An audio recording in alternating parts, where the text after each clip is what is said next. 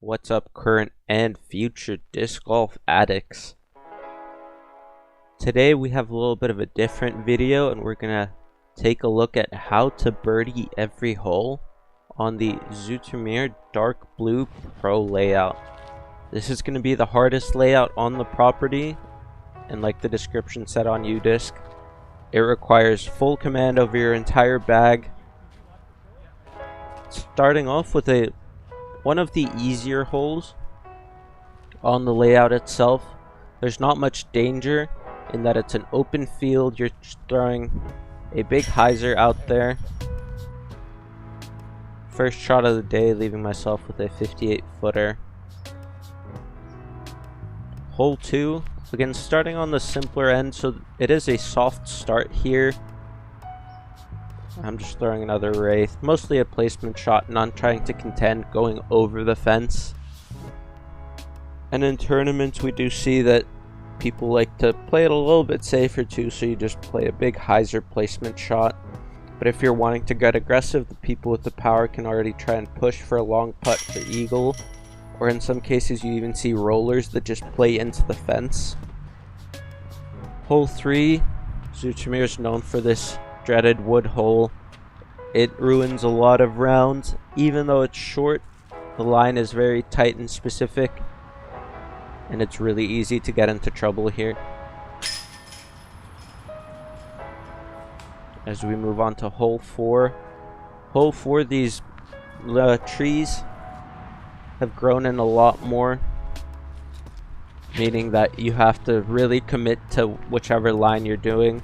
For me, it has always been the soft hyzer putter through the middle with my Recco, but there is also this big spike hyzer line. But seeing as the trees keep growing every time I come out here, it does prove to be a little bit more difficult. Hole 5, we have OB bike path on the left, and this is something that you have to be careful of playing here at Zoetermeer. A little bit hard to see, but I ended up parking it despite rushing my shot a little bit to get it out of my hand before the bikers were next to me. Hole 6, this is a really difficult birdie get. This is something that you do typically see a lot of wind, as you're seeing the trees in the background blowing around. And because of that, with the downhill, the shape of the hole, you do want to drift something left to right and then have it fade out a little bit.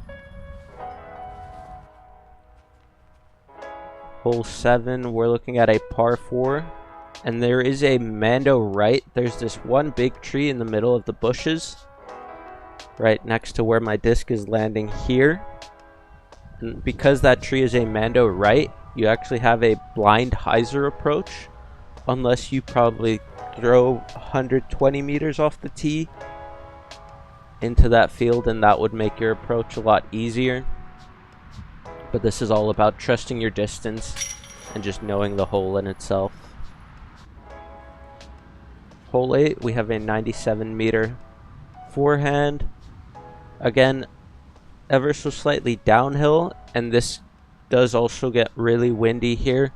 Really common to see a headwind on this hole, and because of that, the OB left bike path does come into play really easy on those backhands that show the flight plate a little too much. Hole 9, most people would say, is one of the trickier birdie gets out on the course, coming in at 120 meters. Also one where the tee pad is protected from that wind, and so what you're seeing the disc do out in the field, normally you wouldn't get a sense of at the tee pad, making it extremely difficult to get a read in tournaments. And this is one that's really hard to park, so just counting on a long putt there to cash in that birdie. Hole 10, this used to be a par 5 on some of the easier layouts, but for pros this does feel like a true par 4. Not much danger off the first shot.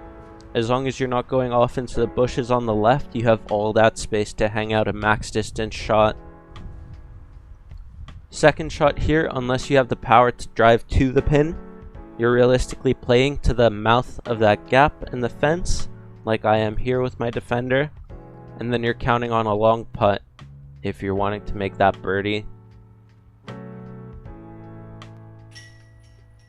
This is a good moment to mention that as fun as this challenge is to come out and challenge myself on the course and really push what I see myself as capable of doing, the video does make it look easier than it is. Hole 9 and 10 being the rabbit hole in the par 4 across the football field. That is something that both played into headwinds and took me roughly 3 hours and a couple hundred shots to get the birdies on video there. And that's only possible because of those infinite mulligans there. Hole 12, we have a dogleg right par 4. Only real danger is that Mando left late. And so you're just playing a placement hyzer shot off the tee, and then your approach, there's a couple different ways to play it. I just played a straight putter there. Hole 13 is a newer addition to the course, combining 2 holes, making for a really tricky woods par 4. I'm just throwing a wraith flex shot here as you're taking a look. The basket you see short right is the typical holes basket. But for this harder layout, they've combined these 2 holes again to make for what does feel like a pro par 4. And this is one where getting a par in a tournament, you're getting strokes on the field. Thankfully, after that harder par 4, we do get hole 14, which does play as a lot softer of a par 4, coming in at 115 meters. At this point and distance, you can throw any disc you're comfortable with going straight, anywhere from a putter to a fairway. Biggest danger on this is if you air anything up with some height, there is water on the right, and if you get a kick, it is really easy to find that water. Hole 15, we have 2 Mandos, first tree being a Mando left, and then we have a late tree being a Mando right, forcing this flexed S-shape shot. But you can also get away with this straight shot at the basket. It just depends on how comfortable you are throwing down that gap, or whether you want to open the fairway up a little bit and follow that S shape. Hole 16, we have early OB right in the bushes. That's coming in at 106 meters. This plays really well for a forehand flat shot that fades. Not necessarily much room to play a pure hyzer. There's going to be water right of the basket, but unless you're a real power forehand thrower or throwing a big backhand turnover, it's hard to find. Hole 17, this is a blind shot.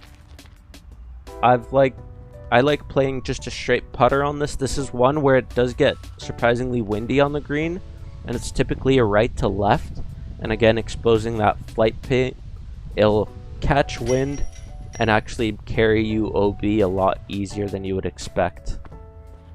Hole 18, we have a nice finishing hole coming in at 71 meters.